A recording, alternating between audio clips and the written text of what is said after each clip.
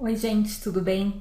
Nesse vídeo nós vamos prosseguir com o conceito de concordância verbal e vamos trabalhar alguns casos específicos, mais precisamente os verbos fazer, haver e ser.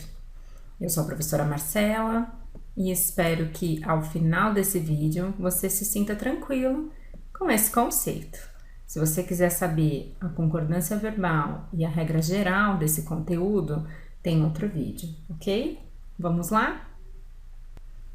Vamos iniciar então pelos verbos haver e fazer. Esses dois verbos, eles podem ter mais que um sentido. O verbo haver, quando ele indica existência ou quando ele indica ocorrência, e o verbo fazer, quando indica tempo transcorrido, são impessoais e são desses casos específicos que nós vamos falar. Se o haver estiver indicando, por exemplo, o sentido de ter, e se o fazer estiver indicando o sentido de ação, eles vão ter outras regras de concordância.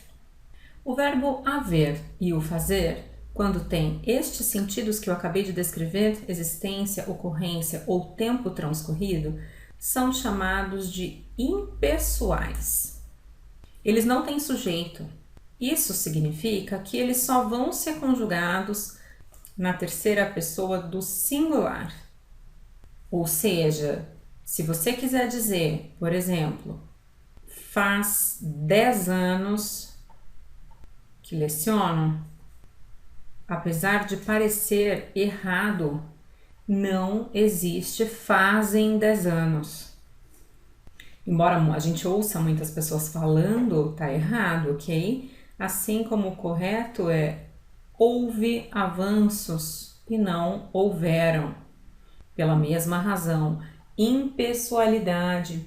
Portanto, eles vão ocorrer apenas na terceira pessoa do singular. Vamos fazer uma observação então, fazer uma caixinha aqui. Se o haver tiver sentido de ter, ele pode ir para o plural, ok? Se ele tiver o sentido de existência ou de ocorrência, é que ele não terá. Se o fazer tiver o sentido de ação, também vai fazer o plural. Um detalhe interessante sobre esses verbos é que eles vão tornar o auxiliar deles também em impessoal. Por exemplo, faz 10 anos, deve fazer. Eu não vou dizer devem fazer. Houve avanços? Vai haver, por exemplo. E não vão haver. Tudo bem? Então, primeiro caso, esses verbos são impessoais e, portanto, só vão existir na terceira pessoa do singular. Vamos ver agora os casos do verbo ser. Para pensar no verbo ser, eu vou te colocar uma questão aqui. Tudo são ou tudo é flores? O que a regra vai me dizer? Qual a dúvida aqui, né? Eu tenho um sujeito singular que poderia concordar com o verbo no singular e eu tenho um predicativo do sujeito, né, que é como se chama o acompanhante do verbo de ligação, no plural, e ele poderia concordar com o verbo no plural. O que a gramática vai nos dizer? O verbo ser tem preferência pelo plural. Não significa que o singular não é aceito, tá? A gente vai encontrar frases famosas, por exemplo, de grandes poetas, Gonçalves Dias, com tudo é flores, mas lembre-se, ele tem preferência pelo plural. Então, a forma mais aceita é tudo são flores. Quando que isso vai ser diferente? Quando a gente tiver uma pessoa. Pode perceber que nessa frase do meu exemplo não há pessoa, tudo é um pronome indefinido, flor é um substantivo comum. Se por outro lado, ou o sujeito ou o predicativo designarem uma pessoa, a gente vai ter uma mudança nessa regra. Por exemplo, eu posso pensar: seu orgulho eram os filhos. Por que que nesse caso eu vou ter que colocar plural? Porque filhos, que é pessoa, está no plural.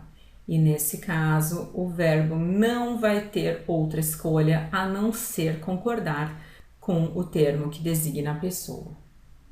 Da mesma forma, vou inverter. Vou colocar a pessoa lá no sujeito e no singular. O homem é cinzas. Aqui ele admite e só admite a forma singular, porque o termo que designa a pessoa está no singular. Tudo bem? Então ele tem predileção pelo plural, salvo quando eu tenho um sujeito que designa um sujeito ou um predicativo que designa pessoa.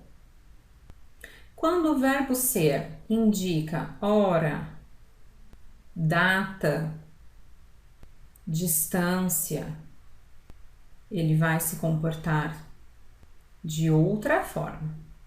Vou te mostrar. Por exemplo, são 8 horas.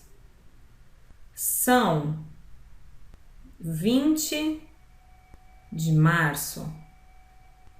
Ou é dia 20 de março. Veja então que com o termo dia, ele vai assumir a forma singular.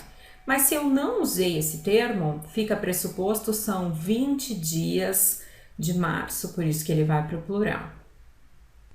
E com distância, idem, o numeral é que vai determinar. Por exemplo, daqui até a minha casa são 10 quilômetros. Então, vou pensar no numeral para fazer a concordância.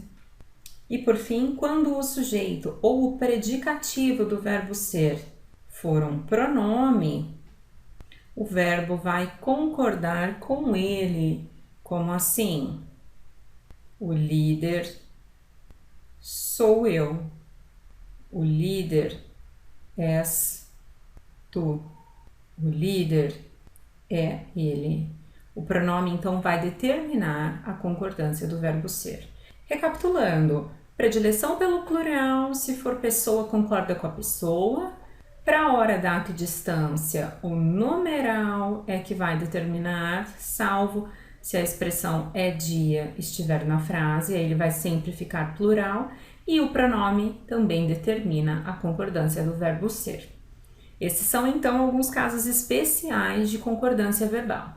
A gente ainda vai prosseguir com esse conteúdo em outro vídeo sobre concordância nominal. Eu te espero.